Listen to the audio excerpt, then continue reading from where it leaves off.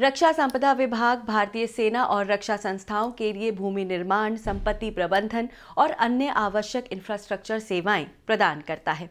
रक्षा संपदा विभाग ये सुनिश्चित करता है कि रक्षा बलों को उनकी ऑपरेशनल जरूरतों के अनुरूप आवश्यक संसाधन समय पर उपलब्ध हों। इसी कड़ी में 16 दिसंबर रक्षा संपदा दिवस 2024 के अवसर पर राष्ट्रीय रक्षा संपदा प्रबंधन संस्थान दिल्ली छावनी के चाणक्य सभागार में माननीय उपराष्ट्रपति श्री जगदीप धनखड़ जी ने रक्षा संपदा विभाग की भूमिका, विकास और आधुनिकीकरण के बारे में विचार व्यक्त करते हुए कहा। कार्यक्रम का शुभ आरंभ दीप प्रज्वलन के साथ हुआ। इस अवसर पर मंचासीन अतिथियों का स्वागत किया गया।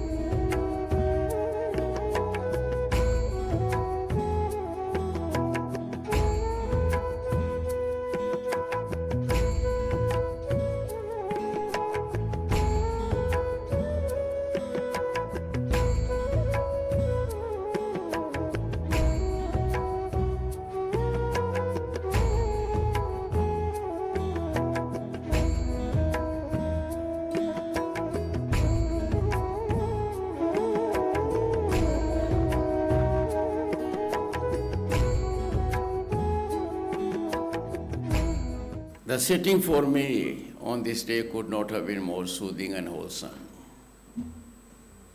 Entry into the Chanakya auditorium reminds me of the great legendary figure who knew how to handle things. And more importantly, when I occupied the central seat here, I was reminded of my position as chairman Rajya Sabha. When I sit in the chair, on my right is the government, on the left is the opposition. On my right here is Shri G.S. Rajeshwaran, Director General of Defence Estates.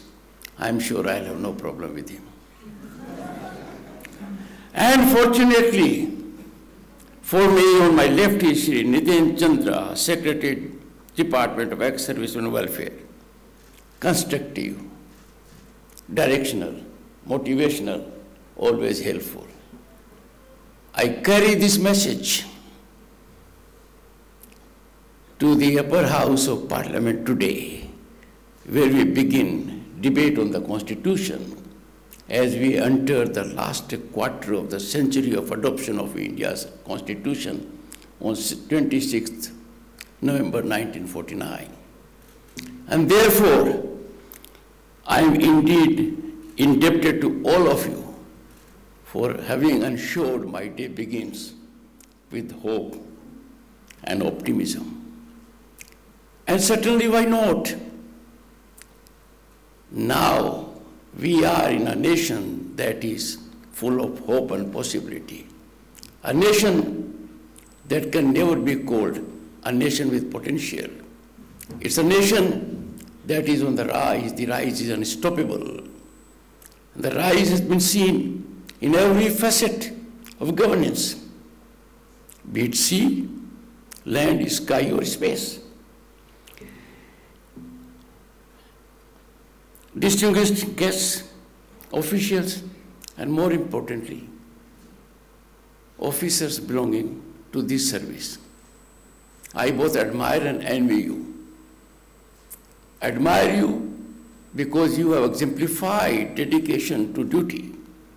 Envy you because you always live in an environment that is not easily available. Soothing environment. It is my privilege to address you, and this is also an occasion for me to accolade the transformative impact Indian Defence Estate Service is having. Your guardianship of approximately 18 lakh acres of defence land forms the bedrock of India's strategic defence infrastructure and sustainable development. Imagine, 18 lakh acres. I am son of a farmer. I know. Many countries in the world may not have that kind of acreage. And therefore, to take care of it, to take care of an estate. Its identity and its security are vital. Identity in the shape of rights, updating of those rights, not only for oneself, but also for others and for the regulator. I must appreciate you have done amazingly remarkable job in updating the land records. Amazingly. More often than not, disputes arise because there is no proper defining of rights as regards area or ownership. You have remarkably overcome it. I congratulate you. I also congratulate you for the reason that you have kept pace with technological advancement and updating it from that perspective as well. But friends, these estates must evolve beyond conventional assets which they used to be earlier. These have to develop into self-sustaining ecosystems and enhance military readiness, community welfare, nutritional security. You are far ahead. But you have to move so fast that the second has to catch up with you. There can be no greater occasion to convert this area into wellness centers. I have no doubt this will be done. In our path towards Viksit Bharat at 2047, precision land management coupled with productive utilization stands paramount. And I therefore would appeal to you. Optimal utilization of your land bank. And optimal utilization has to be thought-provoking. It has to be holistic. It has to be innovative. You can exemplify to the entire nation what herbal gardens are, what medicinal plants are, because your estates are located in every part of this country that is home to 1/6 of humanity, largest, oldest, vibrant democracy in the world, a nation that matters to everyone on the globe because we have to take lead. One of the challenges which is existential that we are facing is climate change. Prime Minister of the country had to come forward and give a clarion call, Ek Ped Maa Ke Naam. That has turned into Jan Andolan. But the steps you will take, the innovative steps, by collaborating with agencies like Indian Council of Agriculture Research and the kind, I am sure we will set global benchmarks. And the second aspect I seek to advertise, it was said in Bible, love thy neighbor. For a good reason. People ask us, Gandhiji did, speak the truth because most don't. Be non-violent because we tend to be violent. Love thy neighbor because we have normal disputes. I'm talking of neighbors within our country. Because Atal Bihari Vajpayee rightly reflected, we can't choose our neighbors, we have to live with them. Bharat Ratna, Prime Minister of this country, a great poet, he was speaking out of his soul. But in this case, you have neighbors. You have also people claiming right of passage through your estates. Issues end up in courts also. Now it is here that your primary focus has to be on a structured mechanism that by dialogue we bring about resolution. And it is in this context that I accoladed the gentleman sitting on my left. Like your estate, his team is also spread out in the entire country. A valuable human resource, an ex-serviceman is a spinal strength to the society. I would appeal, as I did in 1990 when I became a union minister after being elected to parliament in 1989. I went to the establishment of ex-servicemen and I appealed that this human resource that gets into public life after giving best years to the defense services still has many decades of productivity.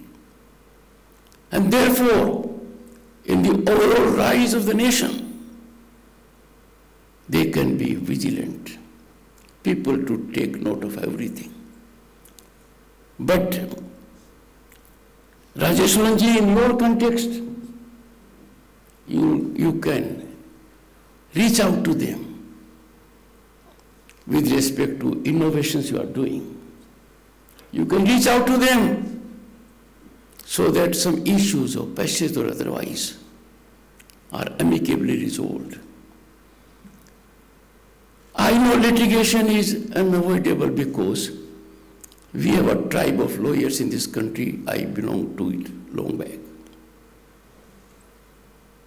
But like disease, where more than the cure we should take care of prevention and precaution.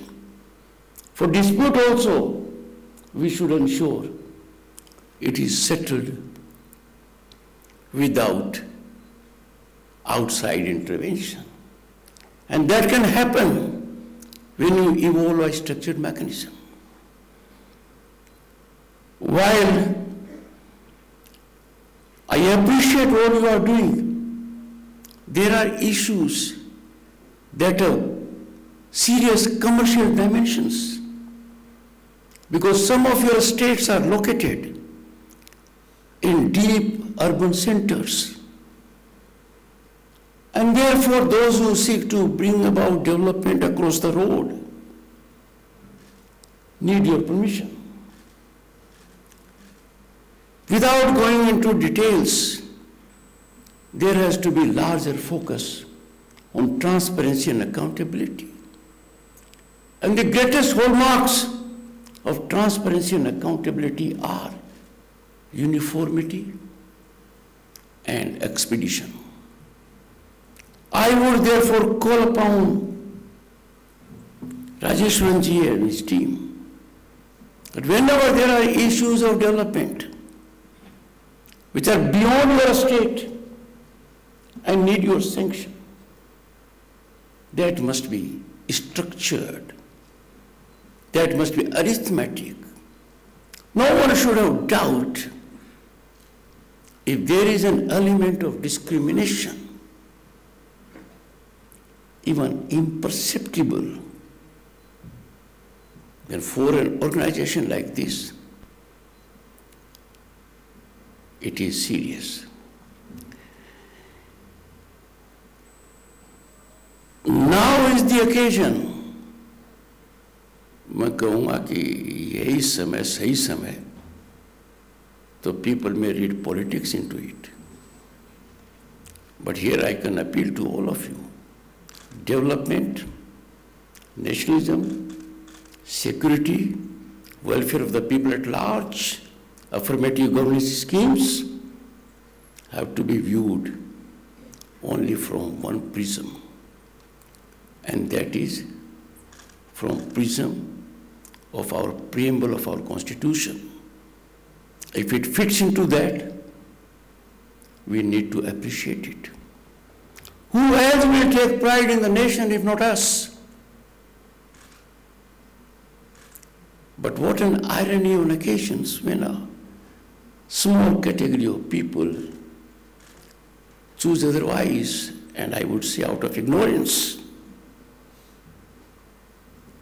But one thing is for sure, our trajectory is incremental.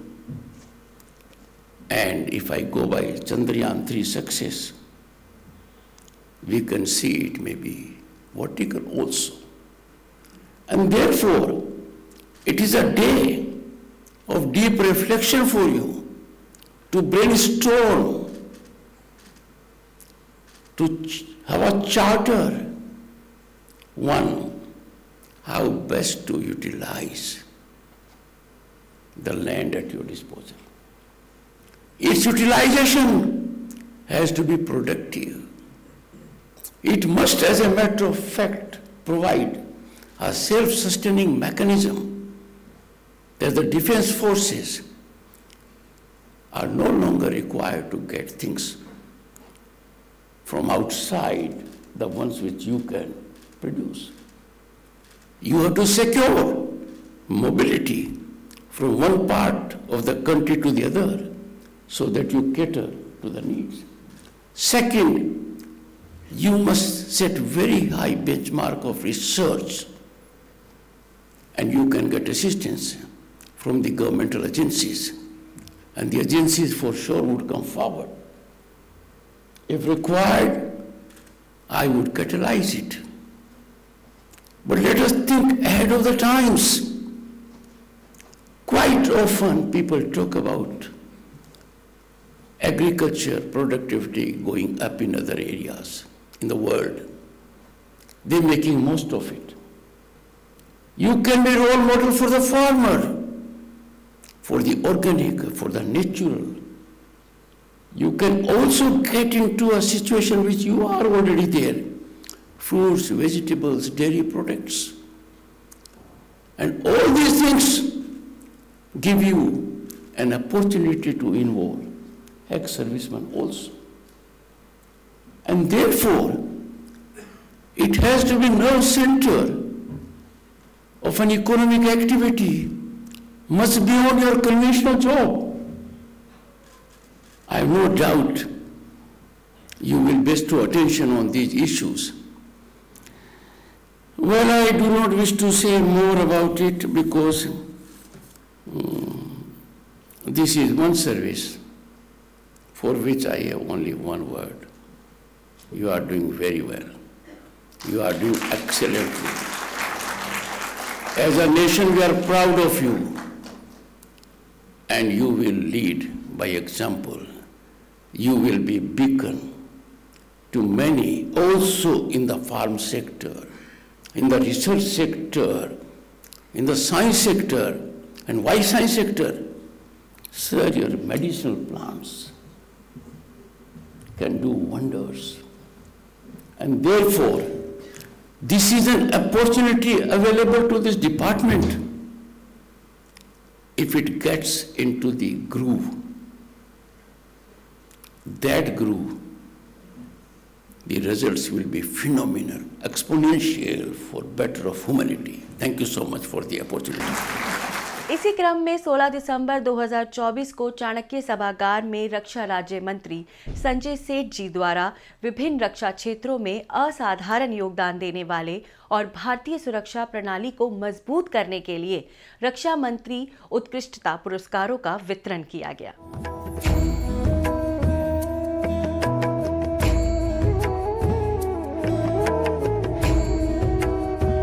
रक्षा संपदा दिवस को औपचारिक रूप से वर्ष 2012 से मनाया जा रहा है। प्रत्येक वर्ष की भांति इस वर्ष भी रक्षा संपदा दिवस का आयोजन बड़े ही हर्ष और उल्लास के साथ किया जा रहा है। इसी क्रम में कार्यक्रम के शुभारंभ के लिए मैं महानिदेशक श्री GS राजेश्वरन से अनुरोध करती हूं कि वे माननीय रक्षा राज्य मंत्री जी को दीप प्रज्वलन में सहयोग करें।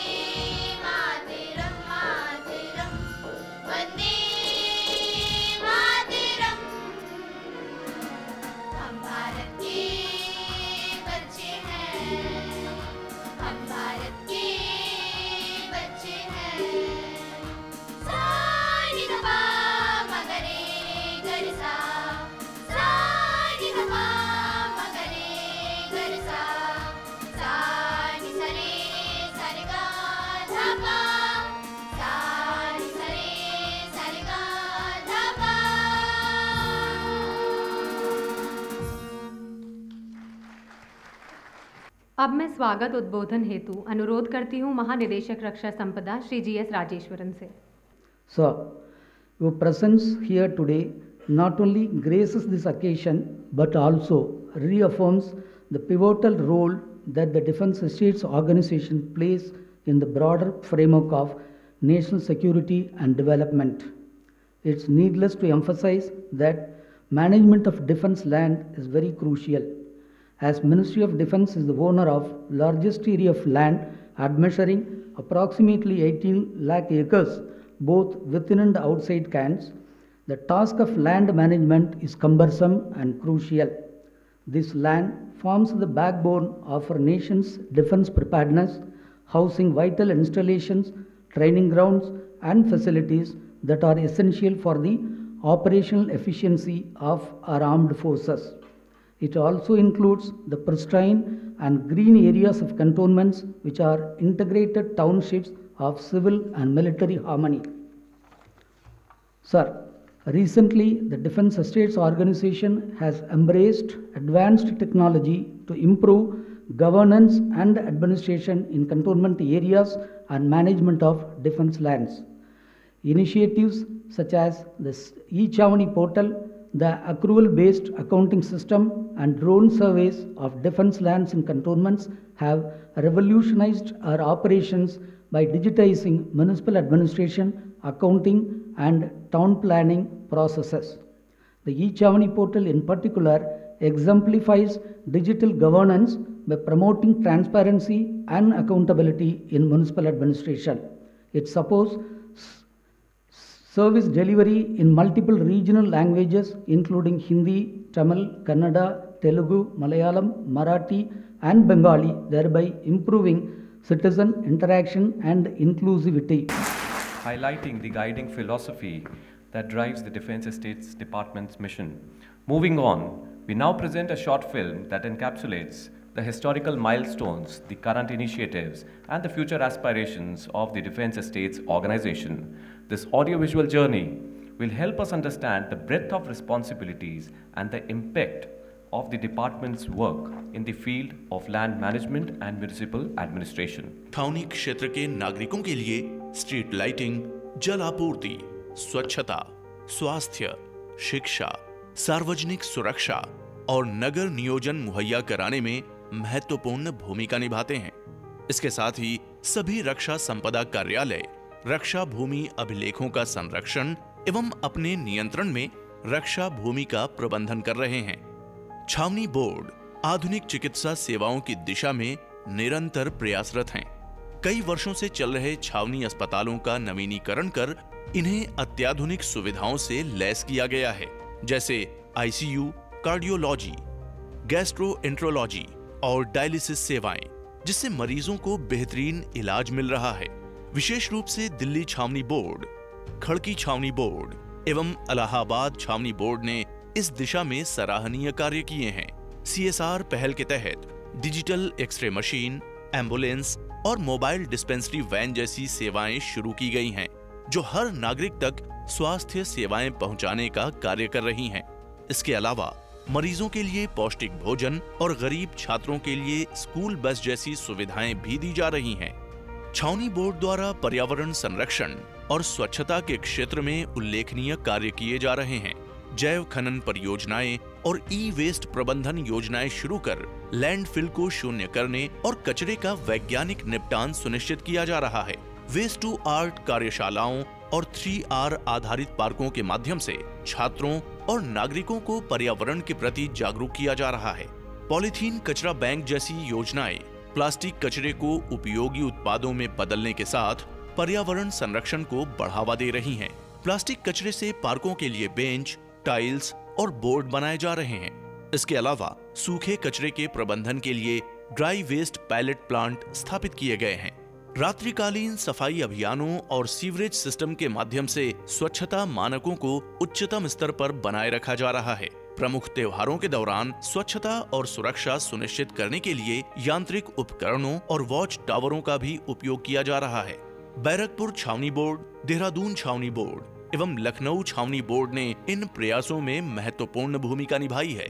स्मार्ट क्लासरूम, स्किल लैब और विशेष विद्यालयों के माध्यम से छात्रों को समान और उच्च गुणवत्ता वाली शिक्षा प्रदान की जा रही है। इससे रक्षा परियोजनाओं को समयबद्ध तरीके से क्रियान्वित करने में सहायता मिली है, बल्कि अन्य रक्षा संपदा कार्यालयों के लिए प्रेरणा का स्रोत भी बने हैं। उनके इस उत्कृष्ट योगदान से भूमि प्रबंधन का क्षेत्र और अधिक संगठित और प्रभावी बन गया है। इन प्रयासों ने भूमि प्रबंधन में दक्षता और नवाचार के नए मानक स्थापित किए हैं। आज के युग में तकनीक की मदद से प्रबंधन और संचालन को कुशल और तेज बनाना हर संगठन की प्राथमिकता है। वर्तमान में रक्षा संपदा महानिदेशालय में लगभग 80,000 फाइलें हैं, जिसके चलते इनको ऑर्गेनाइज करना एक चुनौतीपूर्ण कार्य है। अभी इन फाइलों को फाइल ट्रैकिंग सिस्टम से प्रबंधित किया जाता है।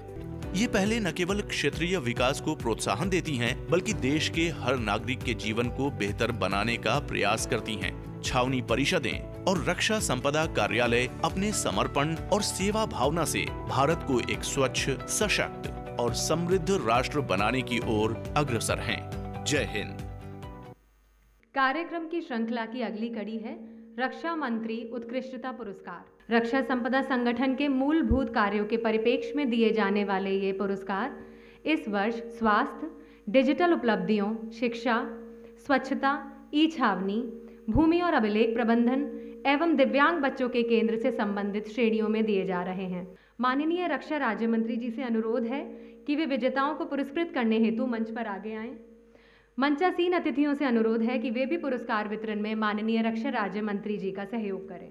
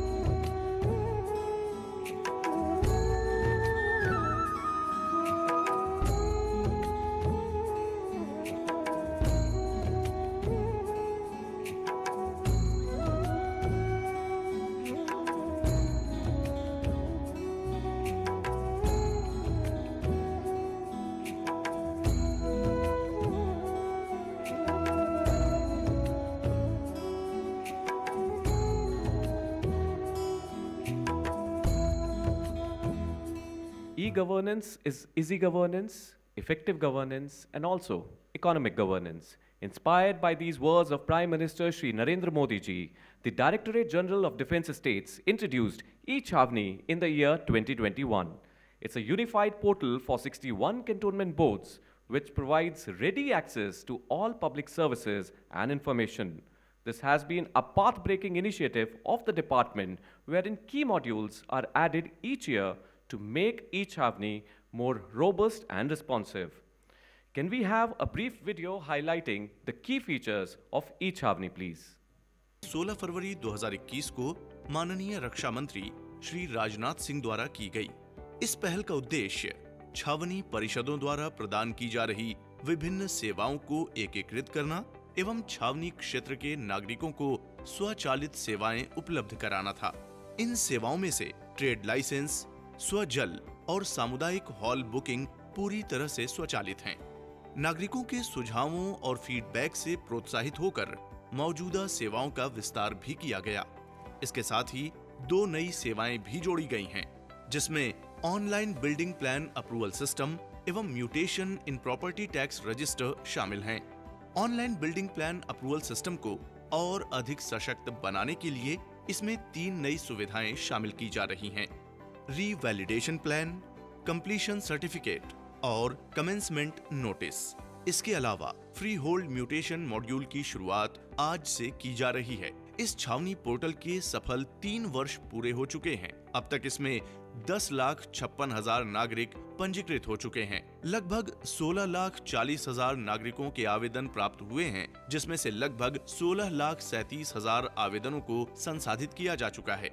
ये आंकड़े दर्शाते हैं कि बहुत कम समय में ई-छावनी ने छावनी नागरिकों के जीवन में एक बड़ा बदलाव किया है। नागरिकों ने पूरे उत्साह से इस पोर्टल का लाभ उठाया है और छावनी परिषदों ने भी सेवाएं प्रदान करने की अपनी जिम्मेदारी बखूबी निभाई है।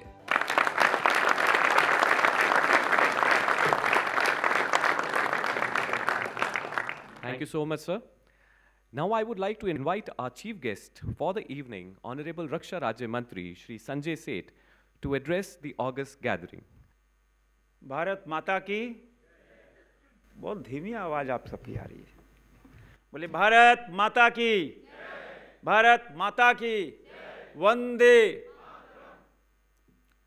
आज रक्षा संपदा दिवस के अवसर पर इस कार्यक्रम में मंच पे उपस्थित GS राजेश्वरन जी, श्रीमती मीना शर्मा जी, SN गुप्ता जी, श्रीमती शोभा गुप्ता जी, उपस्थित अधिकारीगण,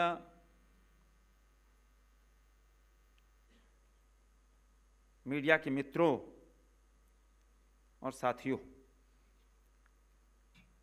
आज का दिन जहां आप रक्षा संपदा दिवस मना रहे, वहीं देश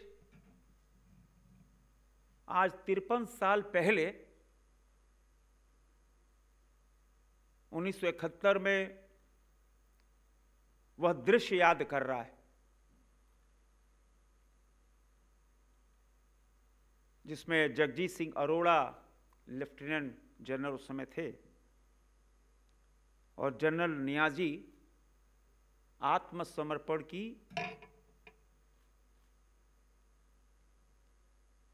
पे अपना हस्ताक्षर कर रहे थे जगजीत सिंह अरोड़ा के सामने। उस समय हम सब छोटे होते थे, लेकिन वो दृश्य आज भी मेरे मानस पटल पर है। करोड़ों भारतीयों का सीना चौड़ा हुआ था और मैं उस समय 10th का स्टूडेंट हुआ करता था और मैं तो झारखंड से आता हूं, रांची का सांसद हूं। जो 90,000 पाकिस्तानी प्रिजनर्स को रखा गया था, तो मेरे रांची के अंदर ही रखा गया था। हम सब साइकिल से स्कूल से देखने जाते थे, भाई प्रिजनर होता क्या है, ये पाकिस्तानी होते कौन है। तो वो दृश्य आज मेरे मानस पटल पे है और दूसरा कि मेरे जीवन में अनुशासन, डिसिप्लिन बहुत मायने रखता है, और उसमें टाइम डिसिप्लिन तो और मायने रखता है। आज जो लोग पुरस्कृत हुए, वह इसलिए पुरस्कृत हुए कि आप अपने क्षेत्र में जो आपको कुछ करने के लिए आपकी जो ड्यूटी है, 140 करोड़ देशवासियों की ड्यूटी है, नेशन फर्स्ट, हमारी जो ड्यूटी है हम उसका ओबे कर रहे, आपकी जो ड्यूटी है वो आप ओबे कर रहे हो। हर क्षेत्र में हम कैसे राष्ट्र को आगे बढ़ाएं, ये जिम्मेदारी हम सब की है। और यह पुरस्कार एक मोटिवेशन है, एक हौसला अफजाई है, और सिर्फ आपके क्षेत्र के लिए नहीं,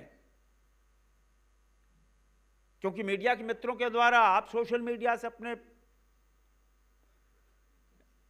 डालोगे कि साहब हमको आज हमारे छावनी परिषद को, बोर्ड को पुरस्कार मिला, तो पब्लिक डोमेन में जाता है तो दूसरे क्षेत्र के भी लोग मोटिवेट होते हैं, चलो काम करो। भारत जब 2047 आजादी के 100 साल मनाएगा, एक एक भारतीय की इच्छा है, एक एक भारतीय की इच्छा है कि दुनिया में हम सर्वश्रेष्ठ हों, इसलिए हर कोई मेहनत कर रहा है। और हम सब भी अपने क्षेत्र में जो जिम्मेदारी है जनप्रतिनिधि की, वो जिम्मेदारी निभाते। तो आज इस मौके पर, क्योंकि बहुत महत्वपूर्ण दिवस है आज, और आप सब इस स्थापना दिवस में इसके उत्सव को मनाने के लिए यहां उपस्थित हैं। हम छावनी प्रशासन के लोकतांत्रिकरण की शताब्दी भी मना रहे, और 1924 में जिसकी शुरुआत हुई, और इस ऐतिहासिक दिवस पर सभी हम आईडीएस अफसर, रक्षा संपदा संगठनों को, जितने जुड़े हुए कर्मचारी हैं, जितने अधिकारीगण हैं, मैं सबको अपनी ओर से बधाई और शुभेच्छा चाहूंगा। भारत में छावनी प्रशासन का इतिहास दूरदर्शिता, सेवा और विकास की कहानी है, जिसकी शुरुआत 1765 में बैरकपुर स्थापना से शुरू हुई, और छावनियां महत्वपूर्ण शहरी केंद्रों बदल गई, जिनमें सैन्य आवश्यकताएं, नागरिकों कल्याण के बीच एक पुल बने। और इस यात्रा के महत्वपूर्ण मोड़ में जहां लोकतांत्रिक सिद्धांत, छावनी बोर्डों की रिप्रेजेंटेशन और नागरिकों के आसपास जो गतिविधियां हैं, 2006 में इस फ्रेमवर्क को बहुत मजबूती प्रदान की गई, और 16 दिसंबर 1926 को जब भारतीय रक्षा संपदा सेवा, सैन्य, भूमि और छावनी सेवा में खोजे जा सकी, इन वर्षों में यह सेवा, मिशन, मैंडेट की जरूरतों के अनुसार कुछ भी काम कर परिवर्तन होता है। और 1983 से 85 तक रक्षा भूमि छावनी सेवा के नाम से पुकारे जाने वाली सेवा, जो अब भारतीय रक्षा संपदा सेवा 1985 में ग्रहण किया। यह विकास छावनी प्रशासन में लोकतांत्रिकरण की प्रबल मांग और प्रभावी भूमि प्रबंधन की दिशा में रक्षा मंत्रालय की बदलती आवश्यकताओं दोनों को दर्शाता है। आज IDS रक्षा संपदा संगठन का एक अभिन्न अंग है और इसकी भूमिका और 61 छावनी परिषद 39 रक्षा संपदा सर्कल को देखरेख में आपने बताया कि 18 लाख एकड़ और इसका प्रबंधन, इसका मैनेजमेंट 18 लाख एकड़ बहुत बड़ी,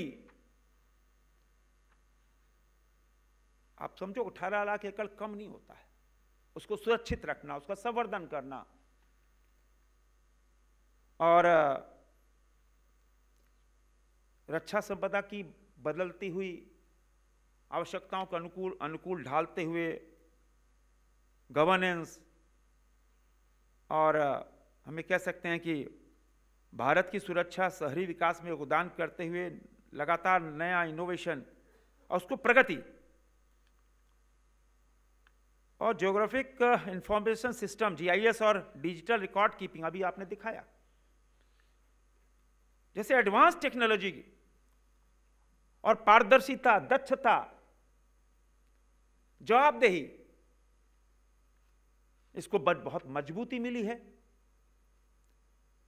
और प्रधानमंत्री नरेंद्र मोदी जी, उनका विजन ई छावनी जैसे ट्रांसफॉर्मेटिव डिजिटल प्लेटफॉर्म छावनी प्रशासन को पुनर्भाषित करता है। यह प्रशासनिक प्रक्रिया जो ऑनलाइन 14 प्रमुख सेवाओं जैसे संपत्ति कर भुगतान, पानी, सीवरेज कनेक्शन, व्यापार लाइसेंसिंग, शिकायत निवारण, पट्टा नवीनीकरण, बहुत सारे, यह डिजिटल प्लेटफॉर्म कागजी कार्रवाई, और उसमें कागजी कार्रवाई में देरी होती है और उस देरी को से बचने के लिए, उसको देर से कम करने के लिए प्रशासन ने ऑटोमेटिक प्रक्रियाओं और गवर्नेंस को अधिक ट्रांसपेरेंट बनाने के लिए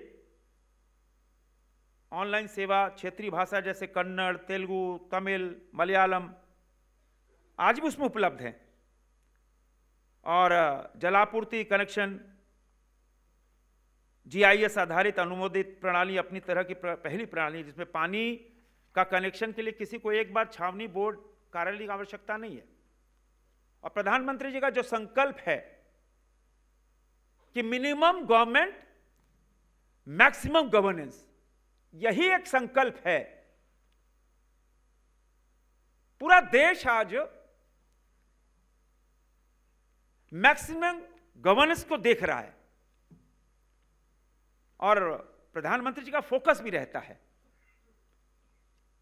छावनी बोर्ड 4 पूर्णतः ऑटोमेटिक सेवाएं प्रदान कर रहे हैं जैसे स्वजल, व्यापार लाइसेंस, सामुदायिक हाल बुकिंग, सीवरेज से कनेक्शन और ऑनलाइन भव्य योजना अनुमोदित शामिल है।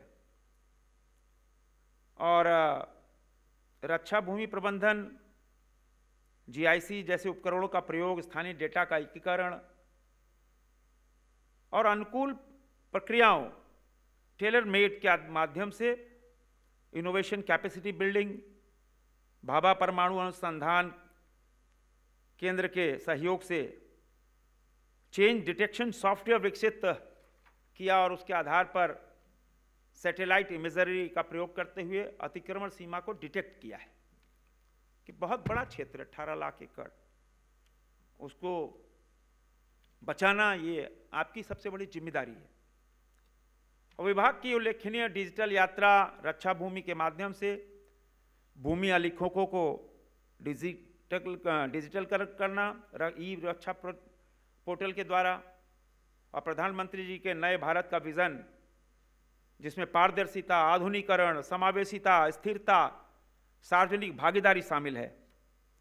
रक्षा संपदा और सेना के सामने एक महत्वपूर्ण चुनौती ऐतिहासिक पट्टों और ओल्ड ग्रांट्स शर्तों से जुड़ी कानूनी जटिलताएं हैं। और हम ये कह सकते हैं कि गवर्नेंस के माध्यम से और अक्सर भूमि पर अधिकार, नवीकरण, हस्तांतरण से विवाद होते ही हैं, ये बट नेचुरल है। तो कैसे छावनी प्रशासन मॉडर्नाइजेशन की तरफ बढ़ते हुए उस मामले को देखना, उसको सुलझाना एक महत्वपूर्ण कदम हो जाता है। और रक्षा संपदा संगठन का बढ़ते शहरीकरण, दबाव और सतत विकास की आवश्यकताओं, उसकी चुनौतियां, आधुनिक तकनीकों का लाभ उठाते हुए आप न केवल सैन्य तत्परता से गढ़ रहे हैं, बल्कि हमारे देश की सामाजिक आर्थिक ताने बाने में योगदान देने के लिए एक जीवंत एक उदाहरण बन रहे हैं। रक्षा मंत्री उत्कृष्टता पुरस्कार रक्षा संपदा प्रबंधन क्षेत्र में उन छावनी बोर्डों, रक्षा संपदा कार्यालयों और व्यक्तियों के सहयोग और उनके उल्लेखनीय उपलब्धियों की सराहना हम सब ने मिलकर की है। और मैं मानता हूं कि इस वर्ष जो विजेता हुए हैं उनकी उपलब्धियां और उत्कृष्टता उनको भविष्य में और कार्य क्षमता बढ़ाने में मदद करेगी। मैं आप सबको इस अवसर पर बधाई देते हुए, मेरा पूरा विश्वास है कि सेवा सुगठित भूमि प्रबंधन प्रणाली और नगर विकास के माध्यम से राष्ट्रीय सुरक्षा में अपना योगदान देते हुए देश की प्रगति में और देश बहुत तेजी से विश्व के पटल पर आगे बढ़ रहा है और दुनिया अचंभित है कि आज भारत कैसे हर क्षेत्र में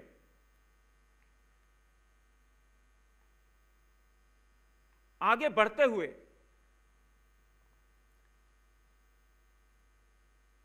और जो युवा देश कहते हैं कि हमारा देश अभी युवा है और उसका समुचित उपयोग प्रधानमंत्री नरेंद्र मोदी जी 142 करोड़ देशवासियों का सम्मान, एक परिवार के भाव से और जो संकल्प है कि भारत माता को परम वैभव तक ले जाना, आप सब बड़ी मेहनत, लगन और जो उत्साह आप सब में दिख रहा है, मैं आप सबको बधाई और धन्यवाद देना चाहूंगा। और आने वाले दिनों में आप ऐसे ही उत्कृष्ट कार्य छावनी बोर्ड परिषद करे। मैं पुनः अपनी ओर से बधाई देते हुए और अब तो कैलेंडर वर्ष 2024 की अंतिम घड़ियां हैं। मैं चाहता हूं कि 2025 कैलेंडर वर्ष, क्योंकि मैं कैलेंडर इसलिए कहता हूं कि 9 वर्ष अलग अलग तरीके से अलग अलग लोग अपने अपने तरीकों से बनाते हैं, तो इस 2025 देश के लिए एक आगे बढ़ने के लिए, देश और आगे बढ़े, मैं इसी कामना के साथ आप सबको बधाई देते हुए बहुत बहुत धन्यवाद। जय हिंद। भारतीय सेना और रक्षा प्रतिष्ठान देश की सुरक्षा के लिए अहम भूमिका निभाते हैं और इनकी संपत्तियों का संरक्षण और समुचित प्रबंधन न केवल राष्ट्रीय सुरक्षा के लिए बल्कि राष्ट्र की आत्मनिर्भरता को भी बढ़ावा देता है। तो दर्शकों, ये तो था हमारा आज का खास कार्यक्रम। तो जुड़े रहिए हमारे साथ और भी मनोरंजक कार्यक्रमों के लिए। जय हिंद, जय भारत।